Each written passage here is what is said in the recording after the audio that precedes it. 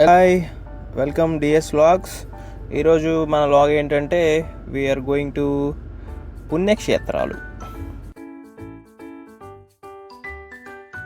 ఫస్ట్గా వైజాగ్ నుంచి బయలుదేరి అన్నవరం క్రాస్ చేసినప్పుడు ఖచ్చితంగా అక్కడ అన్నవరం దగ్గర ఆగుతాం. సో అన్నవరం చూపించాను కింద టెంపుల్. ఓకే, మనం డైరెక్ట్గా అప్పుడు విజయవాడ వెళ్ళిపోతాం. సో విజయవాడ బెజవాడ కనకదుర్గమ్మ వారి టెంపుల్ కూడా దర్శనం చేసుకున్నాం. చాలా బాగా అయింది దర్శనం కూడా.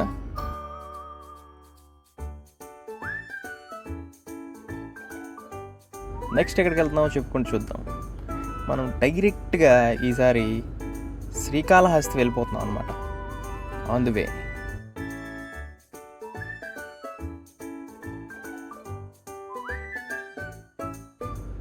మనం శ్రీకాళహస్తి వచ్చేసాం. ఓం నమః శివాయ.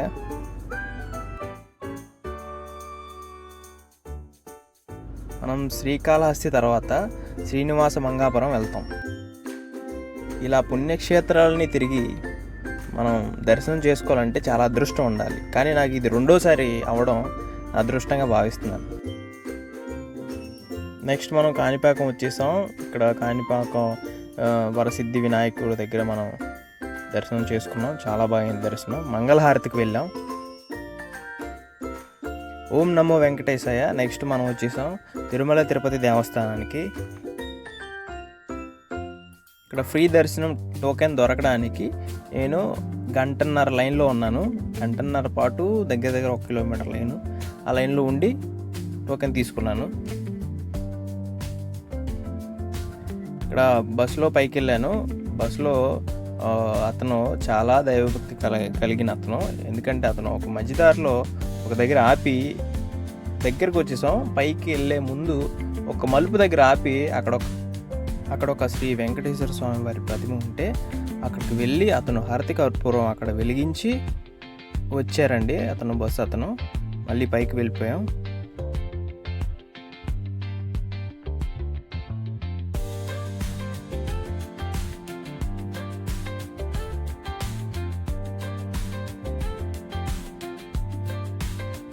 కొండ మీదకి వచ్చేసాం.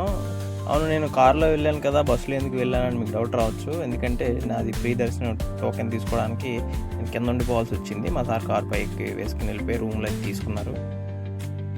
నేను అక్కడికి వెళ్ళిన తర్వాత నాకు అక్కడే ఆ అరుగు మీద పడుకోవాలనిపించింది రాత్రి.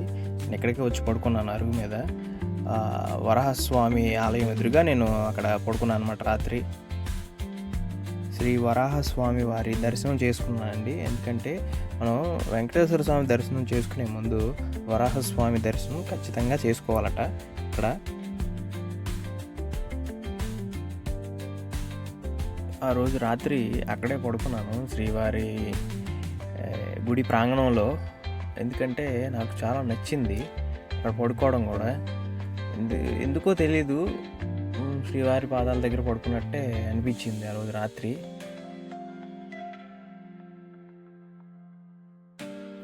సో నేను ఇలా చాలా టెంపుల్స్ దర్శనం చేసుకోవడానికి గల కారణం మా సారే అని చెప్పుకోవాలి. ఎందుకంటే ఆయన ఇది ఒకసారి కాదు రెండోసారి నన్ను ఇలా తీసుకుని వెళ్ళటం ఆయనతో పాటు.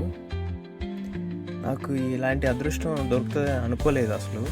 ఆ పెళ్ళి నిశ్చయమైన తర్వాత నా లగ్నపత్రికని తీసుకుని నేను ఇలా పుణ్యక్షేత్రాలని తిరుక్కుంటూ వెళ్ళిన గుడి దగ్గర అలా నా లగ్నపత్రిక దేవుడి దగ్గర పెట్టించుకుంటూ ఇలాంటి ఒక అదృష్టం నాకు దక్కుతుందని నేను కల్లో కూడా అనుకోలేదు. కానీ ఇలాంటి అదృష్టం నాకు దక్కినందుకు నేను మా సార్కి థ్యాంక్స్ చెప్పుకోవాలి. సో మనం ఇప్పుడు అన్నప్రసాదాలకు వెళ్ళాము. ఇక్కడ అన్నప్రసాదాల విషయంలో ఒక అద్భుతమైన విషయమే అనుకోవాలి. ఎందుకంటే ఎన్ని వేల మంది ఒకరోజు ఇక్కడ అన్నప్రసాదం తీసుకున్నా సరే అరిటాకులో మాత్రం భోజనం అనేది మనకి అక్కడ ప్రసాదంగా ఇస్తారండి. అది మాత్రం చాలా అద్భుతమైన విషయం. ఇప్పుడు పైన దర్శనం అన్నీ చేసుకున్న తర్వాత మనం రిటర్న్ అయిపోయాము. ఇప్పుడు నెక్స్ట్ మనం వెళ్ళబోయే టెంపుల్ మీకు చెప్తాను. ఇది హోల్ తిరుపతి. ఇలా పైనుంచి చూస్తే కనిపిస్తుంది మనకి. కింద బస్ స్టేషన్ దగ్గర మనకి విష్ణువాసం ఎదురుగా గోవిందరాజు స్వామి ఆలయం ఉంటుంది. అక్కడ ఖచ్చితంగా వెళ్ళండి.